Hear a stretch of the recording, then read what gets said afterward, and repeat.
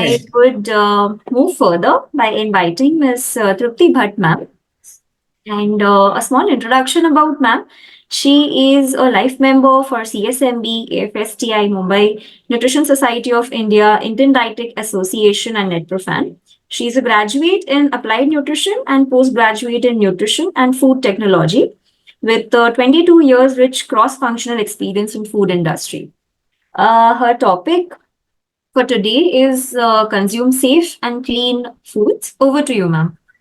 Yeah, thank you, Shivanshi. I will be talking about guideline number 12, consume safe and clean foods. Okay. There's a orange, highlight which I have put, which says food handlers, medical checkup and health status matters, which I will be focusing on. But first, let us go and understand what the guidelines are saying. I have straight put up the screenshot of the direct publication of the guideline. Shivanshi, can you change the slide? Okay. So it says consume safe and clean foods. And the rationale behind it is contaminated and adulterated foods cause several foodborne illness, chronic diseases, and may also contribute to malnutrition. Well, I really appreciate the fact, along with the team here, that the safe and clean foods have got a space in the dietary guidelines by itself. Okay. So it is the guideline is talking about what makes the food unsafe. Rightly, it is said the microbial chemical contamination along with the adulteration that impacts it. Also, the environmental contaminants and adulterants in food become a health hazard. So, unsafe food obviously is going to lead to foodborne illnesses, intestinal damages, and undernutrition. So, how do we select safe food? Yes, there is a guideline for everything which is given in the FSSAI, and easiest one to identify are the logos. Thereafter, there's a mention about the cooking oils, the risk of adulteration, the milk and milk products, spices, fruits and vegetables, eggs, fresh and free from cracks, meat, poultry, fish.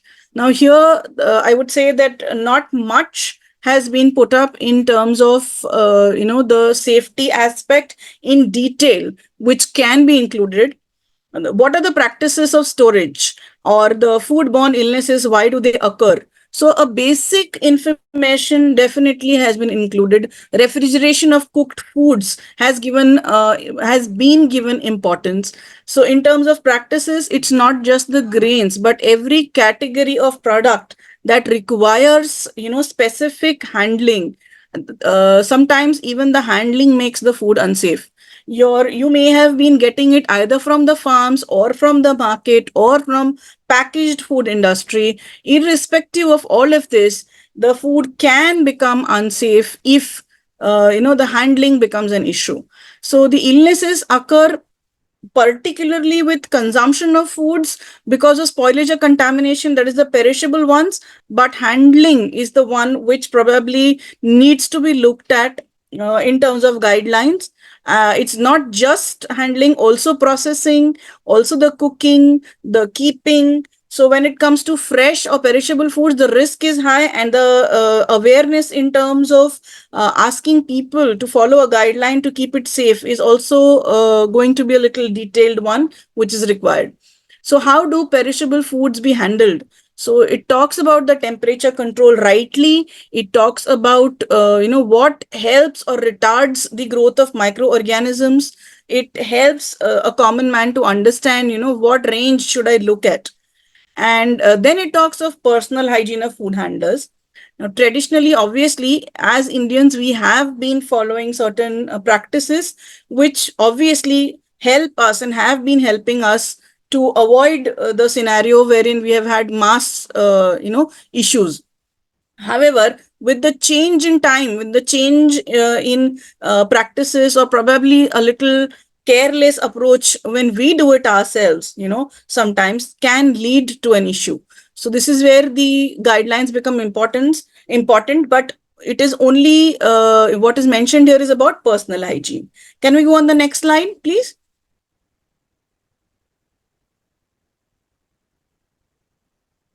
Okay. So then they have spoken about adulterants. So adulteration with material, adulteration is something which is done for a commercial gain. So it is not necessary that it has, adulteration has happened naturally or by accident. It can be done for a purpose, for economical gain by people. And this is where, harmful products may be added, something that is undesired may be added so as to have some gain commercially. Okay, so this is something which is done on purpose, and to an understanding, that those who want to build a brand, those who want to build a name, essentially don't do it. And this has been my experience while talking to street food vendors and the simple pani puri walas. Probably, they are the ones to whom people have been going the most. So they also don't intend to adulterate. However, they don't have the opportunity to know more about it. And that is the reason why they end up doing certain things which are undesirable. Yes, there are two sides of a coin, and some people, yes, they may do it for economical gain, looking at the needs, but that is a different issue altogether. In terms of an intent of doing a food business, no matter how small or how big it is, normally it is not, adulteration normally is not the intention of even small food vendors. They give answers like, हमें तो यहाँ कल भी खड़े रहना है, आज ये कर सकते हैं बट कल क्या करेंगे, हमारे भी ग्राहक बंधे हुए हैं. These are the kind of statements that have come from absolute the people who have been doing business with the masses. So yes, there are chances that this happen. We have come across it, but then we need to be more vigilant about it when we make a choice. In terms of pesticide residues, it's a very huge issue. And, when it comes, it is a connection from farm to fork, farm to plate. So it cannot just be ended, or we cannot just say that we are going to get rid of it at the time when we are going to process it. But yes, that is one of the stages where we can do it. So we can handle it in a manner where we can wash, minimize, try and make it as hygienic as possible, as safe as possible, to reduce what is possible. Okay.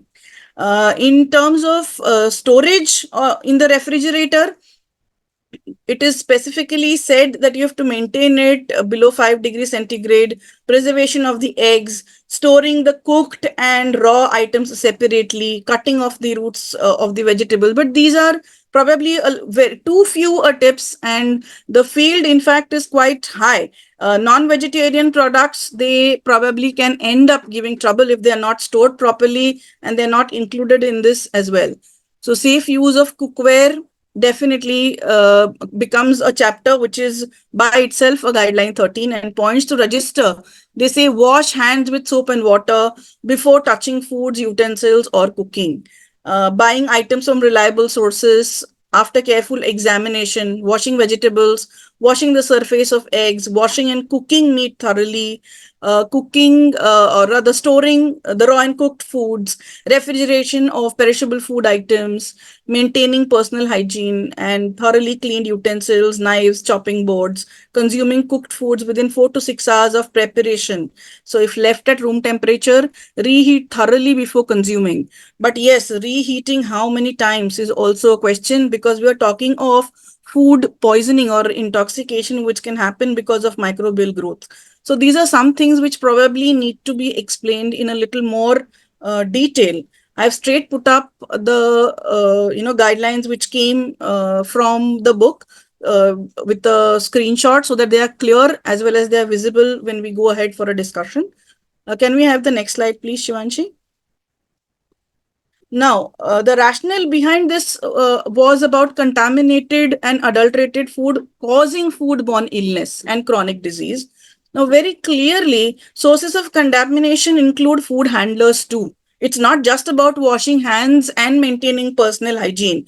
There's a lot of confusion about the term food safety and nutritional safety. So there's a lot of mix-up which happens. So this clarity needs to be given to common people, that the meter for food safety, from whether it is a child, a baby, a pregnant woman, or anybody, or even a geriatric, it remains the same. The nutritional need, however, is very dynamic and it changes, and the perspective changes for that matter. So when we look at the health status, it is, if it is not adequate, that is going to contribute to the contamination, and this is going to happen from farm to fork. And the food handler impacts all age groups and vulnerable population. It is going to impact the individual and the family at home. So when we're talking of a commercial service, it is going to impact the community and cause outbreaks. So periodic medical checkup, or what is a disease free condition, especially when it comes to enteric group of diseases which can spread through food, is required for all of us. If you look at the definition, it is being said that a food handler is somebody who handles packaged or unpackaged food or equipment or utensil or contact surface, and so it is expected to comply with food hygiene requirements. So if we look at the importance, the definition actually makes each one of us as a food handler at some point on a daily basis, as we handle food and utensils and also contact surfaces ourselves, right? So understanding the fact that what are the examinations we need to be, what are the disease free conditions, or what is it that we need to check, whether it comes to skin disease, eye checkup, or a stool test, or a communicable disease, or a vaccine, needs to come in, because this is ICMR NIN dietary guideline. So if we are giving a rationale for foodborne illness, it should also have, that this is what a food handler should be like. This is what we should be like. So simply, can we go to the next slide, please? So simply just having points, may not be sufficient. Another approach which I would recommend is considering collaborative efforts for the inputs for the guidelines. There has been a lot of work done by all the associations together with NetProfan, wherein the awareness has been done on scientific evidence and the guidelines available, including use of refrigerators, including what needs to be done so that it becomes easy. Text probably may not be referred to so much in detail, but yes, a pictorial representation can help people understand the guidelines in a better manner. We can use all the use of the pictorials in the guidelines itself, even for food safety. It cannot end with just 4 pages. We need to have a little more in terms of guidelines. Next slide, please. So foodborne infections, all you need to know is the health status matters. Next slide, please. Now here, these are the statistics. If we look at facts and figures, this has come from the IDSP, Government of India. If you look at the number of outbreaks, if you look at the numbers, then this is what we are talking of, the number of deaths. And children under 5 are 40% more risk, with around 30,000 deaths each year. So by 2030, we are saying that 1 out of 9 people is going to fall sick because of foodborne disease. So this is one of an eye opener which we should focus when it comes to guideline, because it starts at home. It is not simply limited only to commercial work. It should start at home. It should start at individual level, then community, then commercial, and then probably move next to the policy level. Next slide, please. It starts, as history, we all know about the story of typhoid Mary. I'm reiterating it, that this was a carrier of typhoid, but caused so many deaths because she worked with food in spite of being a carrier. So if you get the opportunity, make sure you Google or YouTube and try and get to know the real story. There's a documentary on this, and this is the starting point why, we talk about food handler, or are all of us, in fact, to be disease free to start with. So next slide, please. So these are some examples which I have put up in terms of outbreak. So if you look at it, even at the hotels, the cooks, the service staff were contracted with hepatitis A, which is a foodborne disease. Unfortunately, hepatitis B is in the vaccination, but hepatitis A is not, because of cost implication. So it's a request for the ICMR if they can take it forward and, consider it and present it in a manner where it comes in as a known factor. Next slide, please. So we look at different pathological agents, different bacteria, viruses, even parasites, which should not be, overlooked. Children under 5 are impacted with parasites and viruses as well. So including bacteria. So this is what makes the mother at home, who mostly is the food handler at home, to be cared about, and as a guideline should be included on what needs to be done, what to check out for. Next slide, please. So diarrheal diseases are responsible for almost 70% of the foodborne infections. And of course, these diseases are preventable. And that's the very reason why the guideline is being requested for with a recommendation of this type. Next slide, please. So the disease surveillance, currently it includes shigellosis, hepatitis A, E, typhoid, cholera, acute diarrheal disease, that is more than 3 watery stools within 24 hours, dysentery, acute hepatitis, enteric fever, and acute viral hepatitis. So these are the definitions which are given, but I think they should be eased out for common people so that it is known and they understand what is to look out for and when to reach out for as a starting point. Next slide. So this is the pro forma given by the FSSAI, and it is given only for the food establishment. But if you look at the common sense, then it is at a community level, at a family level, each one needs to know about the physical examination, eye test, skin examination, and vaccine, so as to avoid something that happens with people at home. Simply sharing of food is something which can also cause cross contamination if the person is sick.